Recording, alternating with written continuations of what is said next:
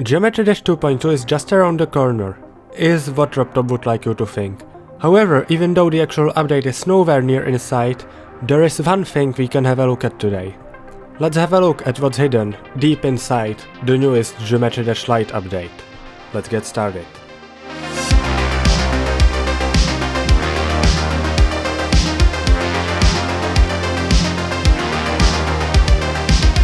Before I get started, I would like to give a mild shout out to @CathodeFGD on Twitter because he's working on an editor restoration for this build. RobTop has removed a lot of the code for the editor from here, and he's working on restoring it, so check out his stuff.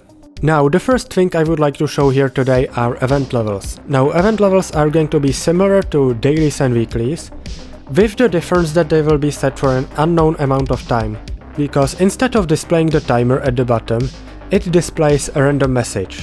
Of course, we haven't seen an event level in the world yet, so that's all I can say for now. Speaking of timer levels, the save. The save is going to be a place where you will be able to view all the daily, weekly and event levels.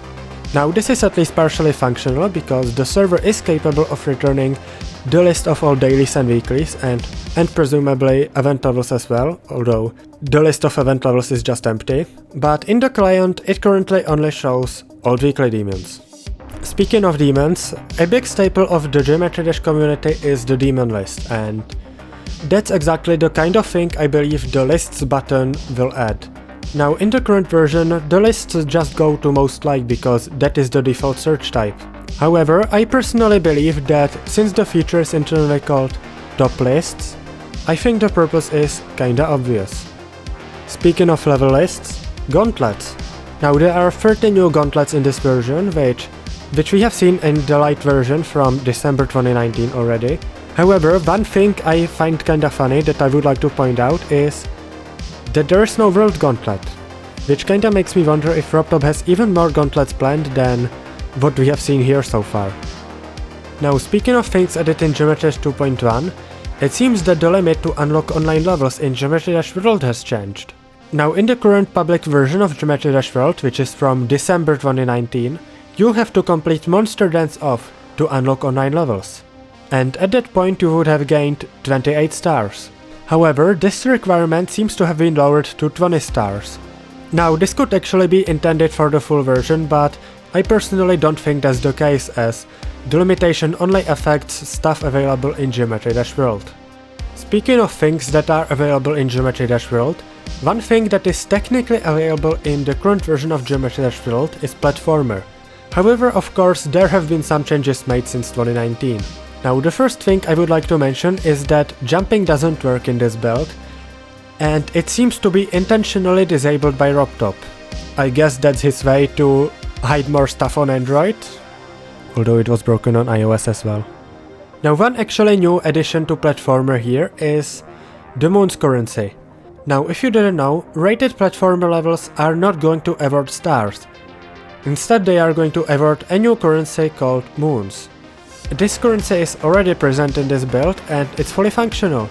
Well, with a few exceptions, because one of the textures is missing and it still shows stars in some places. But one related thing that works is quests. And of course there will be quests where you will have to collect moons. What did you expect? Speaking of new game modes, I would like to mention that the Swingcopter is of course present in this build, but we have already seen it in 2019, so I'm not really going to go deep into it. Now, one thing we haven't seen in 2019 is Versus. Now, the button was there, but it didn't do anything. It just opened a black screen, and this is exactly what it does in this version as well. And the reason for that is that RobTop has removed the code for this on purpose. However, I believe there is one related thing that is there, and that is challenge levels. Now, I personally believe that this screen will be what you will see before playing a level in Versus. So as you can see, it has a dark background, there's just the level difficulty, coins and song, and the level name is replaced by challenge.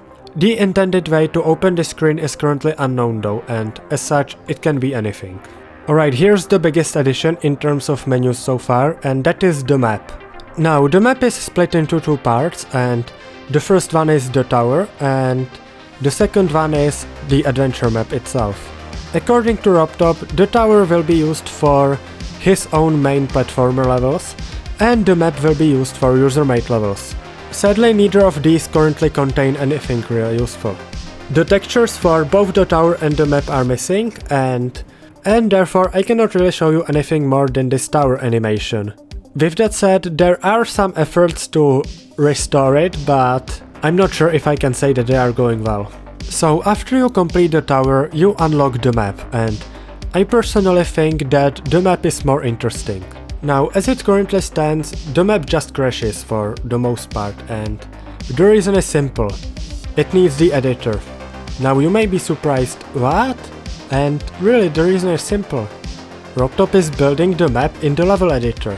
With that said, as part of the editor restoration efforts mentioned earlier, the map has actually been opened, and as such you can see parts of it on screen right now.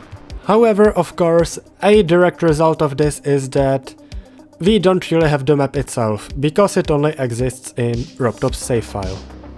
Speaking of things that only exist in RobTop's save file, the new main levels.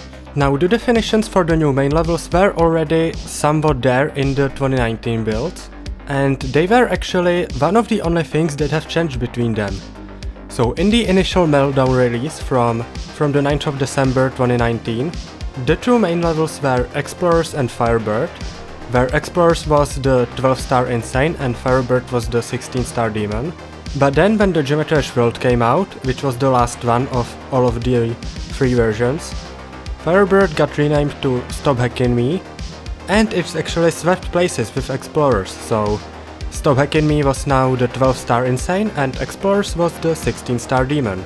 Now in this version the levels actually got to keep their places, but Stop Hacking Me was of course renamed to Dash, which is the working title for the sneak peek level.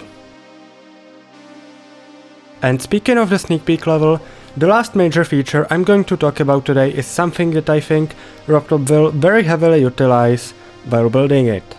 And that is the auto build system, which has also been previewed on his YouTube channel. Alright, so the original plan for this part of the video was that I would show the auto build menu, but when I was editing this, Keto actually got this to work in the editor, so I'll just point you to his YouTube channel. Go check it out and we'll basically skip over this part. Now I would also like to mention that there is a lot of internal changes in this build. The biggest ones probably being the new physics system, which has already been there in the 2019 builds, but I personally think that the top players still aren't really ready for this, so I would like to mention that yes, it is here. Another change I would like to mention is that the player authentication has been slightly altered, and it is now somewhat more secure client side, but it comes at the cost of security server side, and I'll be honest, I am kinda annoyed at this because now I have to slightly degrade the private server security. The last internal change I would like to mention is that the Java wrapper has been rewritten, and the biggest side effect of this is that on Android you will finally have proper 120Hz support. Now it should be working in Lite already, but I have heard at least one report that it doesn't actually work, so if it doesn't, go report the bug to Rob, I guess. And that's basically it. Before I end this video, I would like to give a special thanks to all of these people listed on screen, and if you liked the video, press the like button. If you didn't, press the dislike button and tell me why, and goodbye everybody!